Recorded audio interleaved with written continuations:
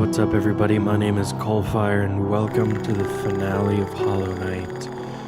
We don't have much left to do. Just, take on the Radiance.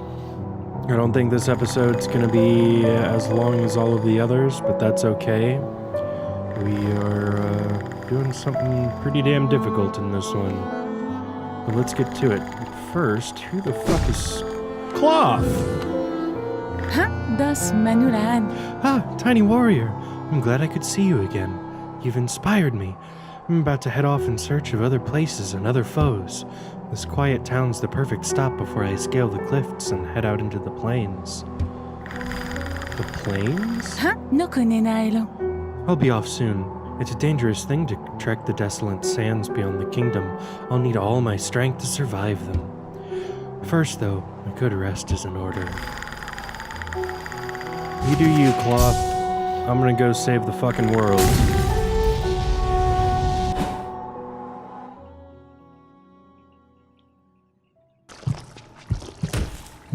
Alrighty.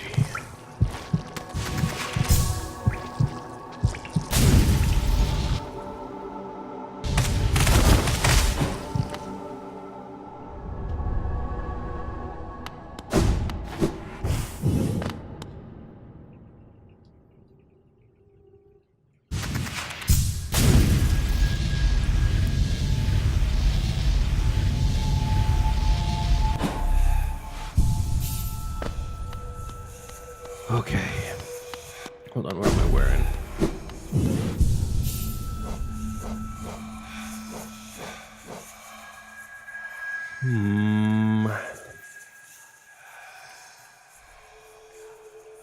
Do what do?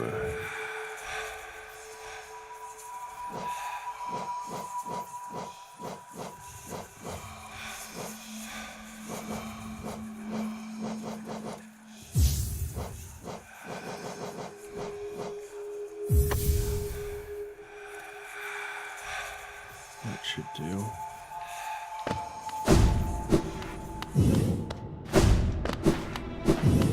All right. Well, here goes something. Again.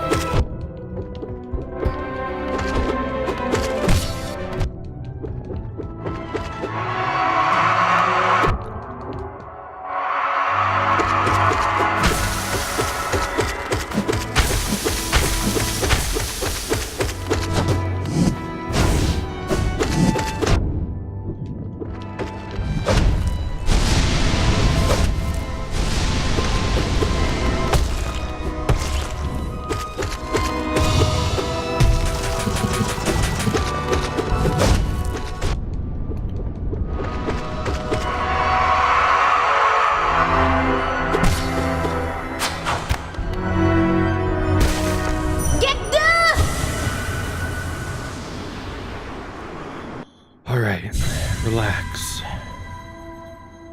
You only have to hit him 80 times.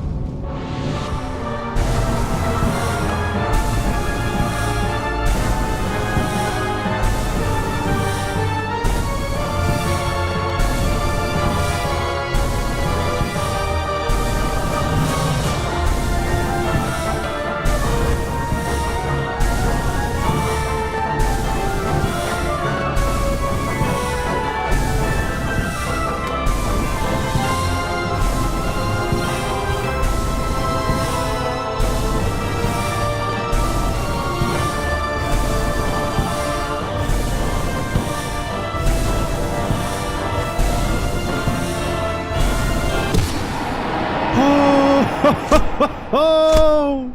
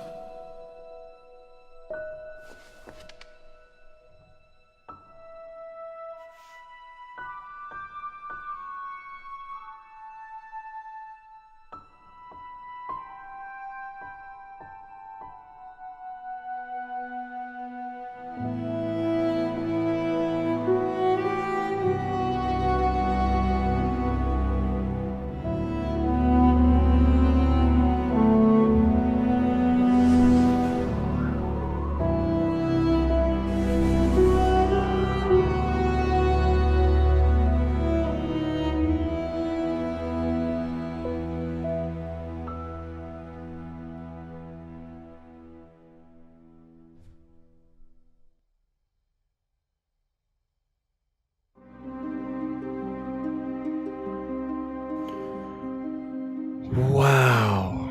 Okay. So that's it, huh? Jesus. That took me almost an hour. But god damn, that was worth it. So what the hell happened there at the end? It was part of the abyss, maybe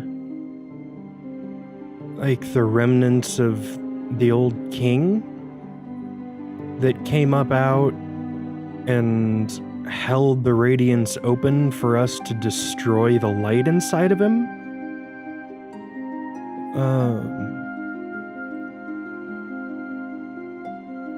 From a little bit that I read, from what I understand is that the radiance was the progenitor to the moth race, the seer, and I don't really know if I understand how that was perpetuating the cycle of the Hollow Knight coming in. Maybe the Hollow Knight was holding it at bay? Fuck. I don't know. I like how ambiguous it was left.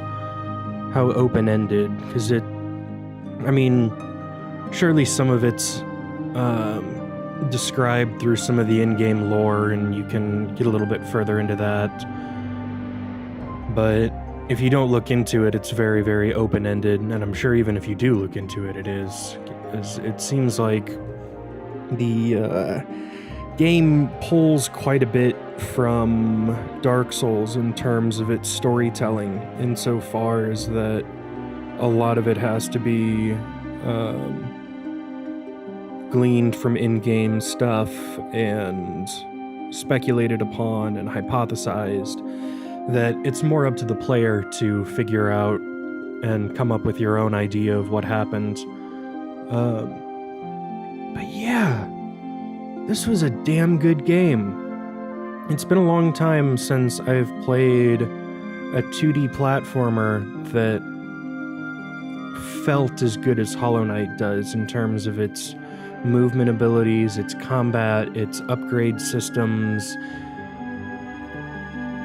I've gushed about the art style well enough in that it's just absolutely beautiful. Everywhere has a very distinct feel to it. The entire game has a very unique art style that is just absolutely gorgeous. Everything is well animated. I figured out in the, what was it, the White Palace, that a lot of the issues that I had with the game, in that what I thought was maybe my controller or just like poor response times from the game, was actually because I'm recording. It makes it a hell of a lot harder to actually time stuff well when Bandicam is making me lose a couple of frames every second. If an input falls on one of those lost frames, then it doesn't register. So I was having some issues jumping or slashing and having it not happen. But that's not the game's fault. When I play without Bandicam running, it feels like fucking melted butter with how smooth everything is. Let's see what happens if I push any button to continue. Oh, game completion. 86, that's not bad. 30 hours, yeah.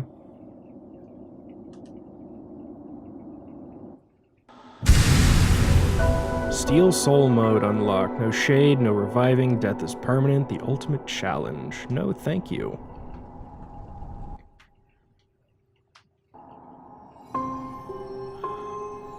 Oh, wow.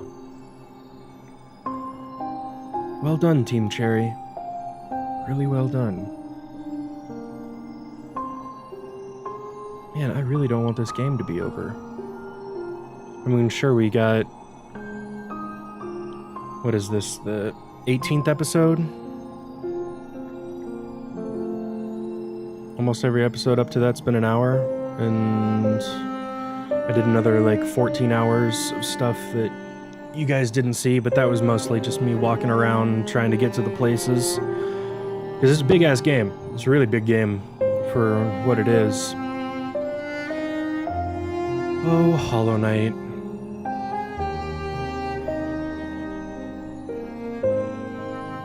I know I say this about almost every developer that I've played games of on the channel, but I'm excited to see what Team Cherry comes up with in the future.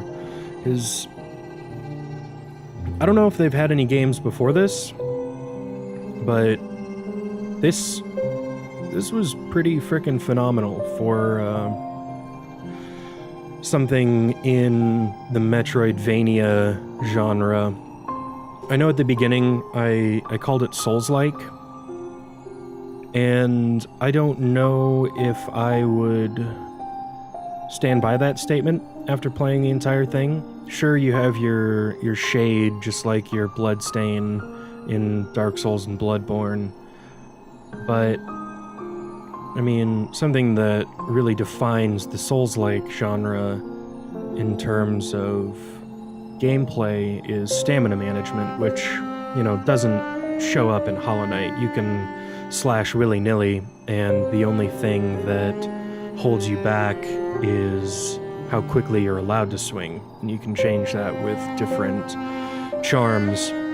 Sure, the, you know, dropping of your geo and the soul punishment for dying draws some similarities from that, but it's definitely a Metroidvania game, because, I mean, obviously, it did a fucking phenomenal job of emulating it.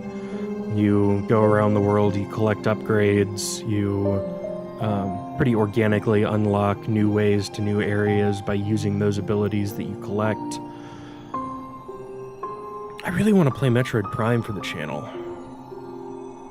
but I don't have a GameCube, nor do I have a capture card for it. I'm just gonna sit here and ramble for hours to pretend that Hollow Knight's not over. I gotta end this episode somehow. Don't go, Hollow Knight. You can get a plushie of you or something.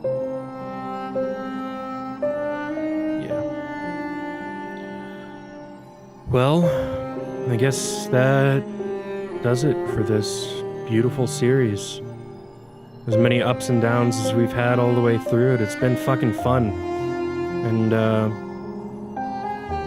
I do think a good game should frustrate you every once in a while. Not to the point of absolute rage or, never wanting to come back to it, but it's no fun with a lot of today's modern games that are just like, okay, here's the game. You can walk your way through and hold down the right trigger, and eventually you will end the game.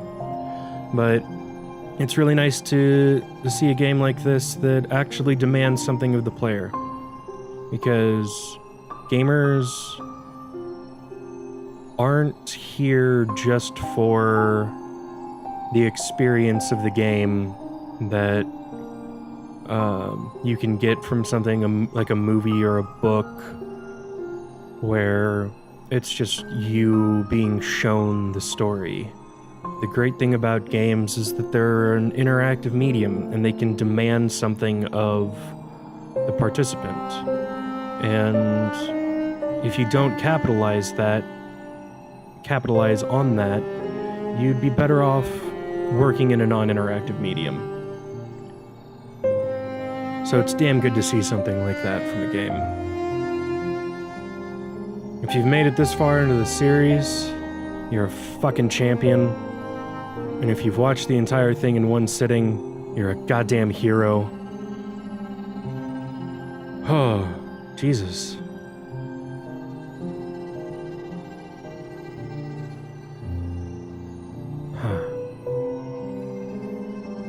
I guess, thank you guys so much for watching. My name is CoalFire, and I will see you next time.